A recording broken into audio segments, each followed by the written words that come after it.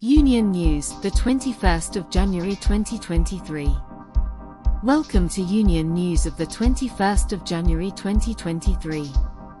In this week's program, NHS staff show solidarity and determined mood in strikes for fair pay. Trade unionists gather to oppose war.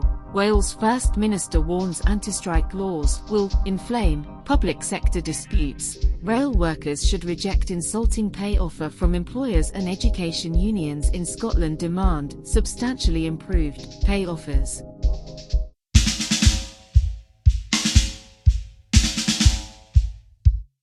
NHS staff show solidarity and determined mood in strikes for fair pay.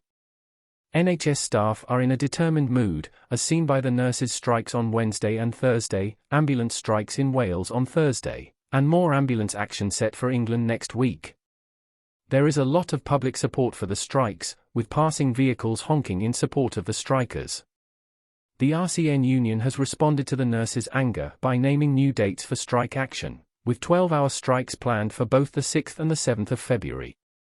The GMB Union for Ambulance Workers will also be striking on the 6th of February, potentially leading to a major NHS strike that day.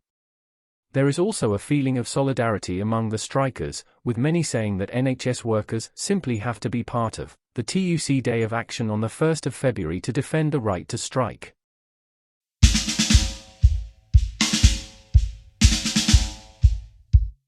Trade unionists gather to oppose war. Trade unionists have gathered in London for a conference on strengthening voices for peace in the labour movement.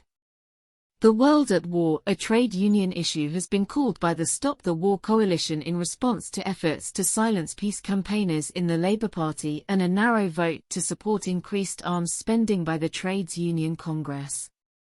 Speakers included National Education Union Joint General Secretary Kevin Courtney, ASLEF General Secretary Mick Whelan, RMT President Alex Gordon, Fire Brigades Union Officer Ricardo Latorre, and Warren Smith of the Maritime Union of Australia, among others. The conference focused on reaffirming that war is a trade union issue, making opposition to war more central to trade union activity and reversing TUC policy on increasing arms expenditure.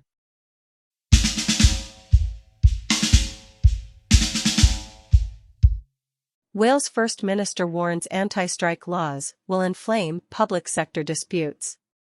Wales First Minister Mark Drakeford, who is also the leader of the Labour Party in Wales, has warned that new anti-strike laws proposed by the UK government will inflame disputes across the public sector. This statement comes as workers and their trade unions across Britain prepare for a day of action against the new laws on February 1. Drakeford criticised the proposed laws, saying that they will restrict workers' right to take industrial action and further inflame current disputes in the public sector. Unison, a public sector union, has also spoken out against the laws. Education unions in Scotland demand substantially improved pay offers. Education unions in Scotland have warned that only substantially improved pay offers will end the ongoing teaching strikes.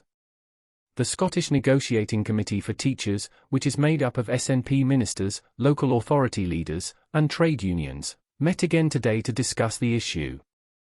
The Educational Institute of Scotland, EIS, the largest union for educators in Scotland, welcomed further discussions, but emphasised that a failure to improve on last year's below-inflation 5% wage increase for most workers would result in continued strikes.